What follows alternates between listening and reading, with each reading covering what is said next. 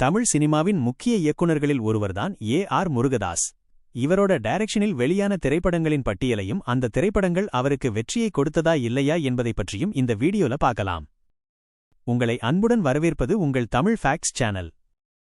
இவரோட முதல் திரைப்படம் தீனா. 2001ஆம் ஆண்டு அஜித் அவர்களை வைத்து இந்த படத்தை டைரக்ட் பண்ணியிருந்தாரு. இந்த படத்துக்கு அப்புறம்தான் அஜித்துக்கு தல அப்படிங்கிற பேர் உருவானது. இந்த படம் பாக்ஸ் ஆபீஸ்ல மிகப்பெரிய வெற்றி பெற்று பிளாக் பஸ்டர் ஹிட் ஆனது. தீனா படத்தோட வெற்றிக்கு பிறகு 2002ஆம் ஆண்டு கேப்டன் விஜயகாந்த் அவர்களை வைத்து ரமணா திரைப்படத்தை இயக்கியிருந்தாரு. இந்த படத்துக்கு விமர்சனங்கள் அப்போ செம்ம பாசிட்டிவா கிடைச்சது. பாக்ஸ் ஆபீஸ்ல இந்த படம் பிளாக் பஸ்டர் ஹிட் ஆனது. இவரோட மூன்றாவது திரைப்படம் கஜினி. 2005ஆம் ஆண்டு முதன்முறையாக சூர்யாவை வைத்து இந்த திரைப்படத்தை இவர் இயக்கியிருந்தாரு. இந்த படத்துக்கு விமர்சனம் அந்த டைம்ல செம்ம பாசிட்டிவா கிடைச்சது. பாக்ஸ் ஆபீஸ்லயும் இந்த படம் பிளாக் பஸ்டர் ஹிட் ஆனது. இவரோட நான்காவது திரைப்படம் ஸ்டாலின்.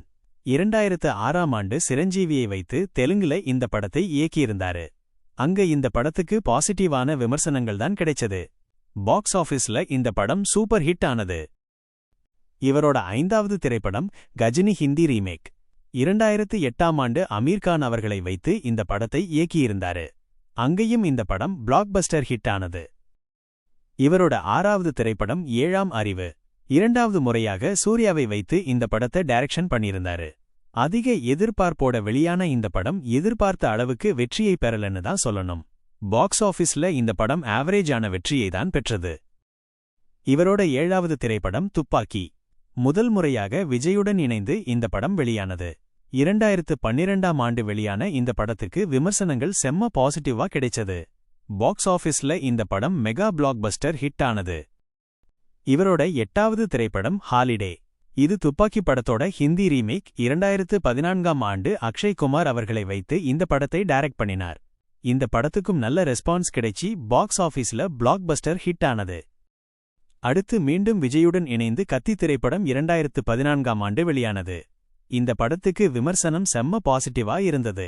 பாக்ஸ் ஆபீஸ்ல கத்தி திரைப்படம் பிளாக் பஸ்டர் ஹிட் ஆனது. இவரோட 10வது திரைப்படம் அக்கிரா. 2016ஆம் ஆண்டு சோனாக்ஷி அவர்களை வைத்து ஹிந்தியில வெளியான இந்த படத்துக்கு விமர்சனம் நெகட்டிவா தான் வந்தது. பாக்ஸ் ஆபீஸ்ல இந்த படம் ஃப்ளாப் ஆனது. அடுத்ததாக 2017ஆம் ஆண்டு மகேஷ் பாபுவை வைத்து ஸ்பைடர் படத்தை டைரக்ட் பண்ணாரு. இந்த படம் தமிழ் மற்றும் தெலுங்கில் வெளியானது. ஆனா இந்த படத்துக்கு விமர்சனம் நெகட்டிவா தான் வந்துச்சு. பாக்ஸ் ஆபீஸ்ல இந்த படம் ஃப்ளாப் ஆனது. அடுத்ததாக 2018ஆம் ஆண்டு மீண்டும் விஜயுடன் இணைந்து சர்க்கார் படத்தை டைரக்ட் பண்ணியிருந்தாரு.